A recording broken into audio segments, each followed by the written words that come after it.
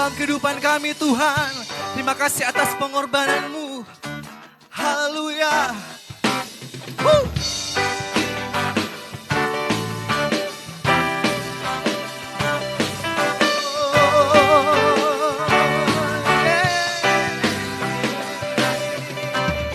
Sungguh Kau mempesona, segala perbuatanmu hapuskan raguku.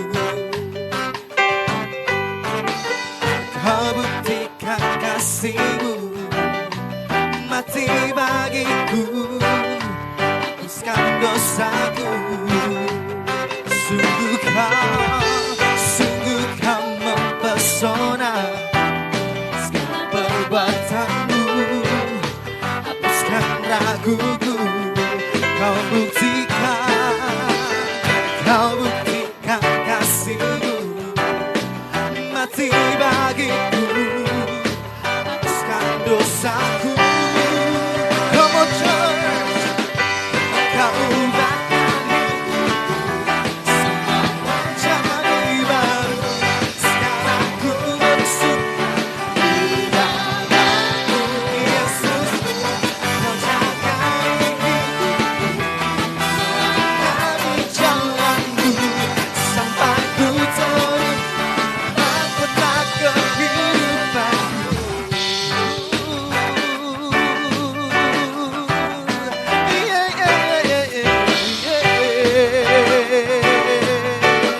Mari kita sama-sama katakan, sungguh Kau mempesona, segala perbuatanmu hapuskan raguku.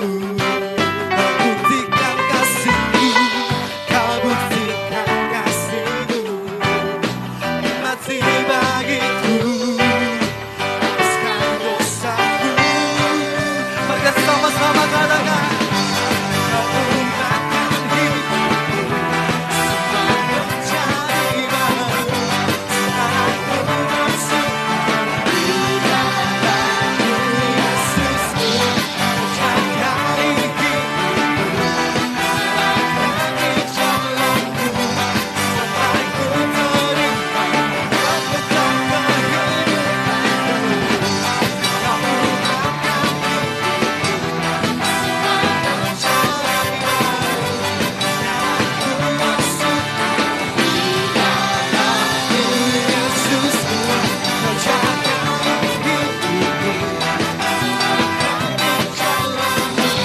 sampai ku terima mahkota kehidupanku.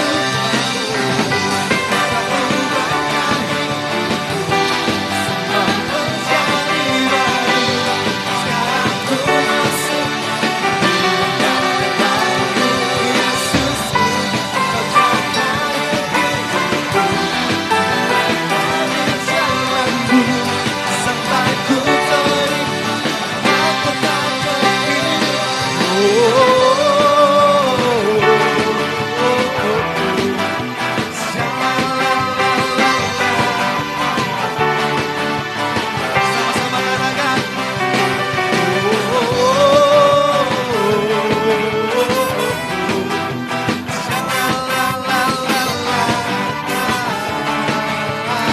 sekali lagi katakan,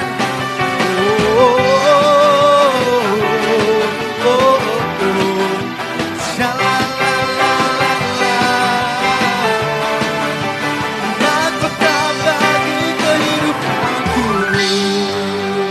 Beri kemuliaan bagi Tuhan kita. Sorakan haleluya. Haleluya. Terima kasih Tuhan Yesus. Haleluya Tuhan.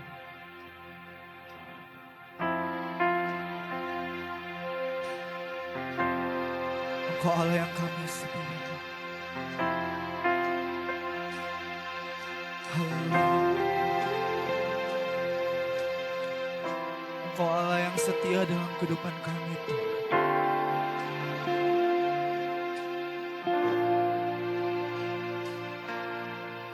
Sekalipun ku berjalan dalam lembah gelap,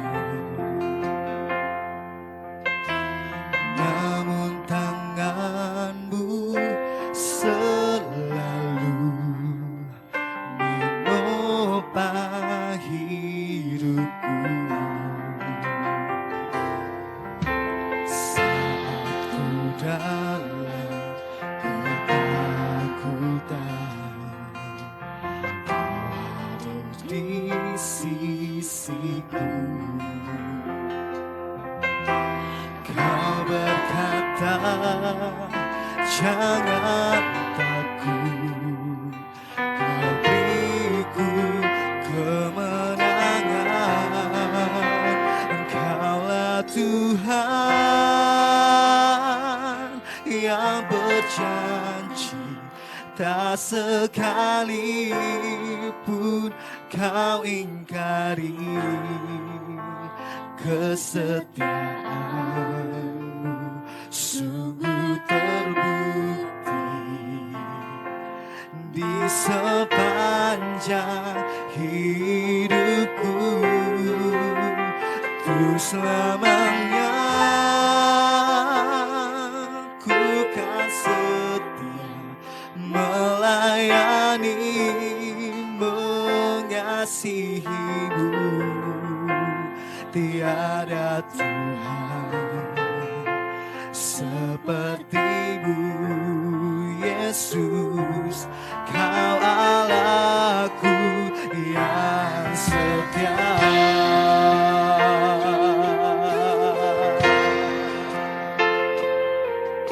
Sekalipun ku berjalan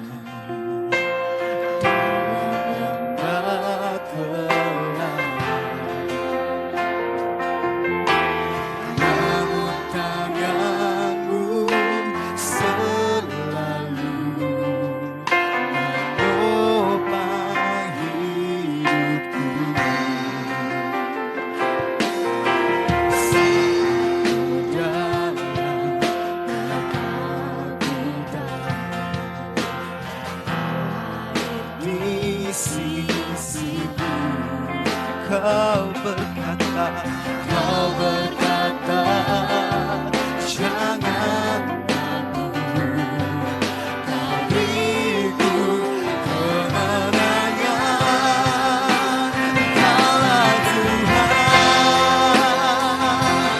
yang berjanji, tak sekalipun kau ingkari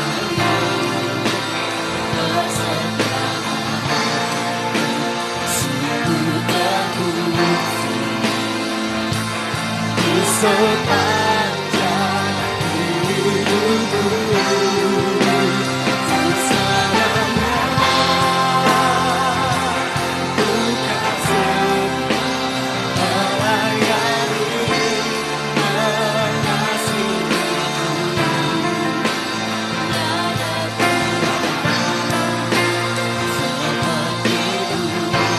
Yesus, kau Allahku yang setia. Engkaulah Tuhan, yang berjanji, tak sekalipun kau ingkari kesetiaanmu. Sungguh terbukti di sepanjang hidupku, di selamanya ku kan setia melayani, mengasihimu.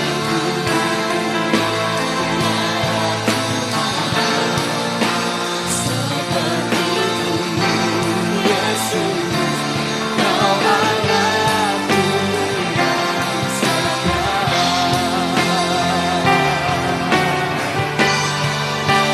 Kaulah Tuhan yang berjanji, tak sekalipun kau ingkari kesetiaanmu. Sungguh terbukti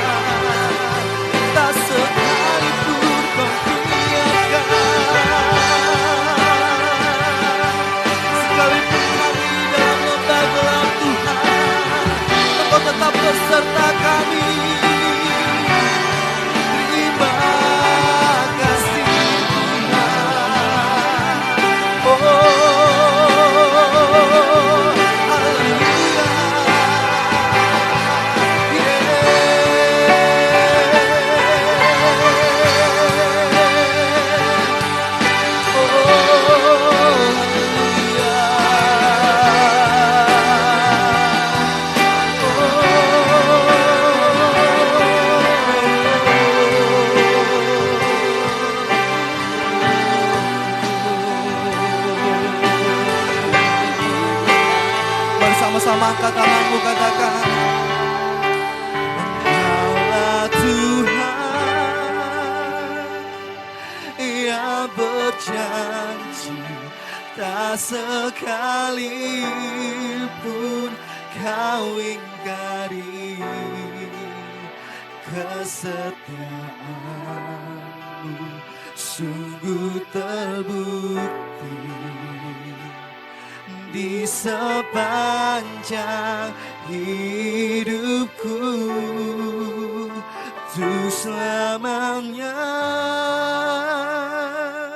ku kan setia melayani, mengasihimu.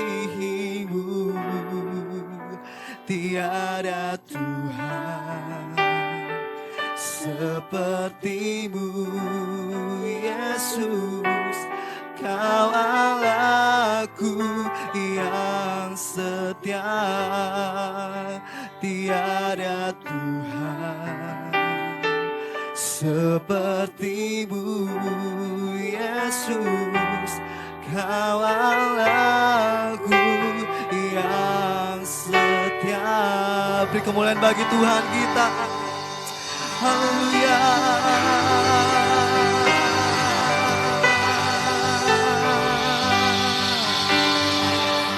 Haleluya. Terima kasih Tuhan buat kesetiaan-Mu Tuhan, buat pemeliharaan-Mu dalam kehidupan kami Tuhan.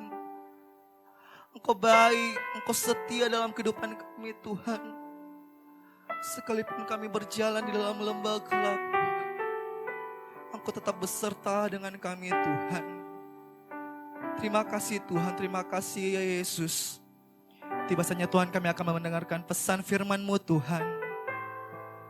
Engkau berkati Tuhan kami Tuhan. Bila kami Tuhan Yesus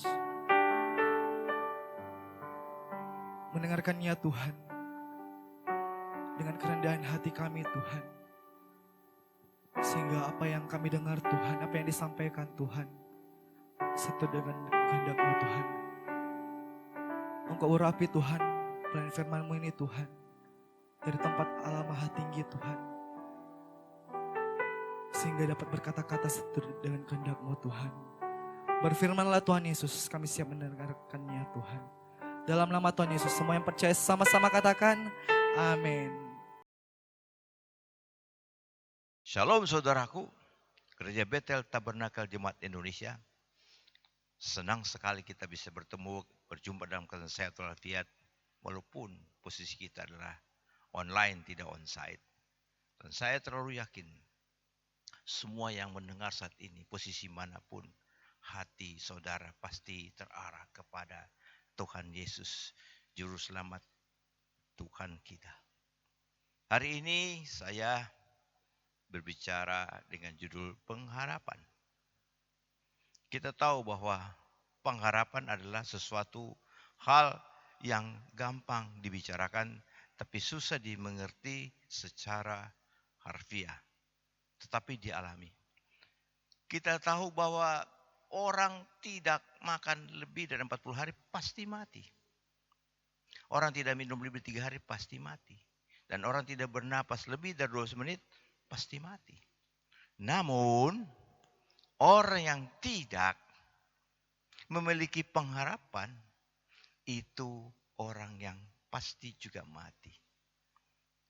Apa sih disebut masalah itu? Ketika pengharapan dan kenyataan tidak sama. Itu disebut dengan masalah. Jadi kehidupan kita harus punya pengharapan. Pengharapan tentu ya saya mengarah pada Juru Selamat kita. Saya mau ambil firman Tuhan dari Ibrani 6 ayat 19. Pengharapan itu adalah sau yang kuat dan aman bagi jiwa kita yang telah dilebuhkan sampai ke belakang tabir. Jadi ada 3 kata di sini. Berhubungan dengan pengharapan adalah sau dan tabir. Nah, mengapa dikatakan pengharapan adalah sau? Sau itu atau jangkar yang diperlukan oleh kapal. Ada 3 komponen dari kapal yang sangat-sangat signifikan. Pertama adalah sau, yang kedua baling-baling yang digerakkan oleh mesin untuk bergerakan maju dan mundur, yang ketiga kemudi yang berada di belakang baling-baling. Tapi kita kembali fokus pada sau itu sendiri. Mengapa kita sebut sau? Karena manusia diibaratkan sebagai kapal yang berada di tengah samudra. Kata samudra bukan danau, bukan sungai. Samudra artinya setiap saat ada gejolak ombak, riak, dan arus yang tidak bisa kita tahu kapan itu muncul. Lah itu sebabnya disebut sau. Nah, saya mau beritahu sau pun munculnya begini. Ketika mesin kapal di tengah laut tidak berfungsi, baling-baling tidak kerja, maka dia harus membuang sau ke dalam laut. Mengapa? Supaya kapal tidak terbawa arus kemana-mana, jauh dari posisi yang dituju. Jadi sau ini untuk mendambatkan posisi kapal tetap berada di tempat yang kita inginkan. Yang kedua, ketika kapal mau merapat ke dermaga, maka perlu sau ditanamkan dulu baru dia merapat ke dermaga. Kenapa? Sau ini dihubungkan dengan rantai. Dia merupakan rem sehingga kapal tidak membentur dinding dermaga. Kalau tidak kapalnya bisa hancur. Yang berikut, ketika kapal sudah merapat, sau ditarik kembali ke kapal dan sau itu diturunkan di dekatnya situ. Sehingga waktu penumpang naik, mereka tidak digoncang-goncangkan oleh ombak dari kapal itu. Penumpang aman. Nah, kita tahu bahwa kapal yang sebenarnya pun berguna dalam sesuatu hal, transportasi, membawa penumpang, membawa barang, segala macam. Jadi di sini kita manusia ini adalah pembawa berkat, terutama di rumah tangga. Itu kita kapal. Bahkan ada di kapal itu namanya nakoda. Nakoda siapa? Adalah imam dalam rumah. Tapi saya tidak bicara tentang itu. Kita semua mengarungi lautan yang tidak tenang. Ada riak-riak dan gelombang, angin kencang, bahkan badai sekonyong-konyong bisa menerpa kapal kehidupan kita. Kalau kita bicara kehidupan tentu berhubungan dengan apa? Jiwa. Dan kita harus menempatkan jiwa kita, pengharapan kita kepada pengharapan di dalam Kristus. Nah, pertanyaan adalah ke arah mana harapan kita akan dilabuhkan? Karena banyak daratan yang menawarkan diri sebagai pelabuhan. Sehingga sau kapal kita mau taruh situ. Apa itu pelabuhan? Bisa kekayaan, jabatan, ketenaran, kenikmatan, atau mengandalkan manusia. Sehingga kita harus hati-hati melabuhkan sau kita atau harapan kita pada tempat yang benar. Pengharapan hanya diberi dalam Yesus, memberi kedamaian dan rasa aman. Rasakanlah betapa amannya pengharapan di dalam Yesus. Anda bahagia. Pengharapan dalam Yesus, Yesus berkata, aku adalah jalan, kebenaran, dan hidup. Tidak seorang pun datang kepada Bapa kalau tidak melalui aku. Ini satu hal yang luar biasa. Siapa yang datang kepada aku tidak akan kubuang. Semua orang pun tidak akan binasa. Dan tidak ada yang bisa mengambil dari tangannya dia. Bahkan dikatakan bahwa oleh Petrus, Injil adalah kekuatan Allah. Dia memiliki keyakinan yang kokoh bahwa Injil kejikan Allah adalah kekuatan Allah untuk menyelamatkan manusia. Injil itu adalah salah satu di dalamnya adalah pengharapan kita pada Yesus. Nah, pertanyaannya tentang apa itu tabir? Tabir itu bicara tirai. Di perjanjian lama, bait suci, bait Allah itu sebagai tiga ruang. Pelataran, ruang suci, dan ruang maha suci. Antara ruang suci dan ruang maha suci ditutupin oleh tirai yang tebalnya sekitar 5 sampai 10 cm. Ketika Yesus disalibkan, tirai itu robek dari atas ke bawah. Nah, dikatakan labuhkan saud sampai di belakang tabir. Artinya tempatkan pengharapanmu sampai ke ilahiannya Yesus di belakang itu. Tabir di belakang di belakang itu, jangankan orang melihat, pasti mati. Jadi setiap imam besar masuk situ, di dadanya digantung lonceng.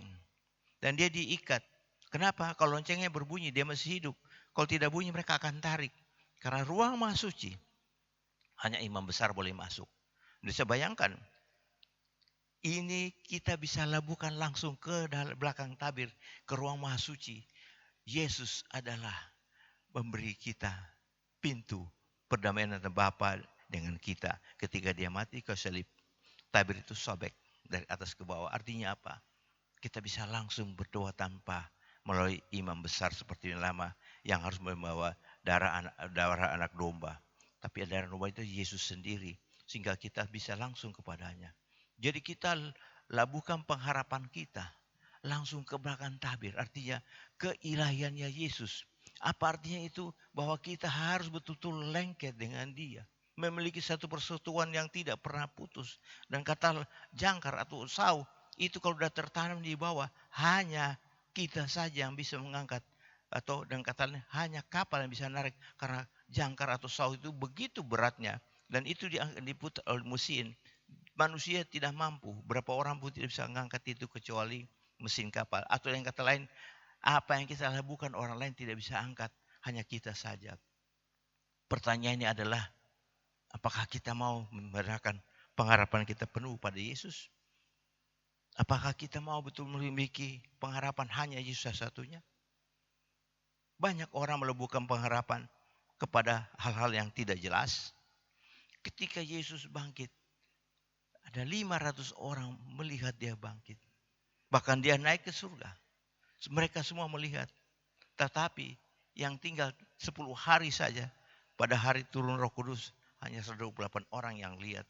Yang mana sisanya? Artinya, mereka melihat, tetapi mereka tidak menanggapi. Mereka mendengar, tapi mereka tidak mengerti. Di sini kita lihat, pengharapan itu kalau penuh, luar biasa. Satu contoh, anak-anak. Kita tanya, kau jadi apa? Mau jadi insinyur. Tentu dia akan berusaha belajar supaya dapat sekolah luar biasa. Anak-anak pada dasar sekarang, kenapa dia berusaha ke sekolah? Belajar betul-betul supaya tidak tinggal kelas. Itu kan harapannya. Dan satu saat jenjang disampai. Kau mau jadi apa? Dia akan nyebut. Begitu dia nyebut, dia akan berusaha, itu adalah harapannya. Nah, kita bayangkan dengan anak-anak yang tidak punya harapan. Pasti mereka itu malas. Dia pikir, saya sekolah buat apa? Mau jadi apa? Tapi kita orang utarakan, harapan mau jadi apa? Mau jadi orang kaya? Nah, ingat, orang kaya bukan karena kerja keras. Kenapa saya bilang begitu? Kalau orang kaya karena kerja keras, maka kuli-kuli bangunan, tukang-tukang itu orang kerja keras, tapi mereka miskin. Betul itu. Saya kasih tahu bahwa dekat dengan pengharapan itu, Yesus mengatakan, aku datang mereka kau hidup punya segala kelimpahan. Kata kelimpahan di sini bukan bicara yang hanya satu tentang keuangan, tidak. Tapi kelimpahan dari segala hal. Sehat walafiat, tidak berkekurangan, punya damai sejahtera, punya sukacita. Inilah pengharapan dalam Yesus yang kita harus gantungkan. Kalau kita sudah mengerti ini, kita punya fokus jangan kepada materi. Fokus kepada materi kita akan kecewa. Itu tambatan kita. Masa sau kita jangan tempatkan pada hal-hal yang sifatnya duniawi. Tidak. Kita tempatkan hal kita pada Yesus. Kita hidup untuk Yesus. Memuliakan dia dalam segala hal. Memberitakan Injil. Yesus satu-satunya jalan kebenaran hidup, tidak ada yang lain. Di luar Yesus tidak seorang pun masuk ke surga, tidak. Dan saya terlalu yakin. Ketika kita berpaham dengan Yesus, kita akan berapi-api. Kenapa? Roh Kudus akan membuat kita semangat. Anak-anak yang memiliki pengharapan, Roh Kudus akan bantu mereka. Mereka bergiat, mereka jadi pintar. Pintar untuk apa? Semua itu melalui Tuhan. Kalau orang pintar itu kaya, maka dosen-dosen yang punya gelar muka belakang kaya. Tidak begitu. Tapi mereka yang punya harapan dan Yesus itu disebut kaya. Dan itu kata miskin dari kata petokos. Artinya kita kaya dalam hal-hal. Kita tidak pernah berkekurangan apapun kita punya. itu yakin banget punya pengharapan dengan Yesus. Tapi perlu ingat, mengikuti Yesus juga harus rela menderita. Karena apa? Kita tetap begitu. Karena apa? Banyak tantangan kita hadapi. Pertanyaan kepada berikut adalah, adakah saudara menempatkan pengharapan itu pada Yesus? Atau melabuhkan sampai ke tirai? Atau hanya sekedar punya harapan, sekedar harapan? Ya, kalau ditolak ya sudah. Tidak, kita harus sungguh-sungguh melayani dia. Harus sungguh-sungguh melabuhkan kita punya sauh pengharapan penuh hanya kepada dia. Tidak yang lain. Saya terlalu percaya Yesus tidak akan meninggalkan saudara. Saya terlalu percaya Yesus tidak akan memberikan saudara. Saya percaya dia selalu melindungi dan menyertai kita ketika kita punya pengharapan hanya kepadanya, tidak yang lain. Saya terlalu percaya ketika kita berpengharapan hanya dia, maka kita melihat hidup yang luar biasa. Bukan hanya kita, anak cucu cici kita diberkati. Dan kita tahu bahwa kita dipilih menjadi warga yang sudah dalam Yesus sebelum dunia diciptakan. Nama kita sudah dicatat di kita kehidupan. Ini yang hal yang luar biasa. Dan kita harus bersyukur. Unmerited favor artinya sesuatu yang tidak layak kita terima karena kasih karunia-Nya. Dan saya sarankan kepada saudara-saudara, labuhkan sauhmu jauh di belakang tubir. Labuhkan pengharapan jauh di belakang kelahiran Yesus. Kita nempel di dalam dia, maka kita memperoleh sesuatu yang luar biasa. Hidup kita berharga di matanya dan hidup kita punya tempat di surga. Terpujilah Tuhan. Haleluya. Mari kita berdoa. Terima kasih Bapa. Kiranya Roh Kudus membagikan kami rema ini dalam kehidupan kami. Kami menjadi alat-Mu untuk memuliakan nama-Mu. Sehingga banyak orang mengenal Engkau dan mereka juga diselamatkan. Karena kami pasti diselamatkan. Tapi kami ingin juga keluarga-keluarga kami yang belum mengenal Engkau. Mereka bisa melihat kemuliaan-Mu di dalam tingkah laku perkataan kami. Jamah Tuhan, berkati mereka yang betul-betul sungguh-sungguh melayani-Mu Tuhan. Kami berdoa Tuhan buat Indonesia saat ini Tuhan. Memang politik itu tidak baik, tapi saya yakin kasih Kristus tidak mungkin jauh dari Indonesia. Indonesia dipersatukan sama NKRI, Bhinneka Tunggal Ika, Pancasila. Dan Undang-Undang 45 itu sudah pasti. Tidak seorang pun bisa merubahnya. Berkati Presiden kami Jokowi dan wakilnya, Aruf Amin. Berkati TNI, Polri dan Menteri yang menopangnya Tuhan. Jamah mereka, Indonesia bagi kemuliaan-Mu Tuhan. Dan sudah banyak di Indonesia setiap tahun mereka menerima Yesus sebagai Tuhan selamat. Itu hal yang luar biasa. Berkati yang luar biasa. Terima kasih Bapa yang baik untuk peluang saat ini. Terpujilah Bapa yang baik. Kekasih-kekasih, pulanglah, terimalah berkat dari Bapa di surga. Kasih sayang Tuhan Yesus dan persekutuan Roh Kudus menyertai kita dan menjemput saleh-salehnya kami ketika Tuhan Yesus datang kembali. Sekali percaya Tuhan Yesus, sampai selamanya percaya Tuhan Yesus. Haleluya. Amin.